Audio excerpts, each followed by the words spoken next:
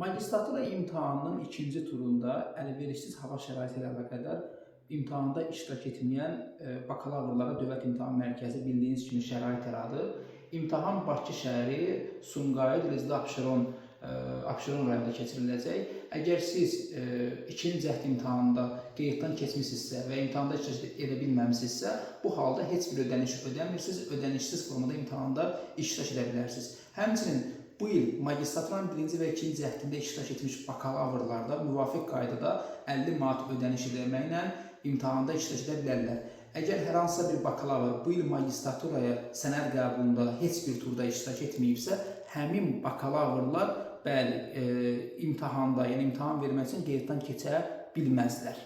Eləcə də qeydiyyat prosesi bu ayın, yəni mayın 23-ü saat 23:59-a qədər davam edəcək. Qeydiyyatdan keçməklə bağlı çətinliyiniz yaranarsa 051 346 14 38 mobil nömrəmə yaza bilərsiniz. Uğurlar!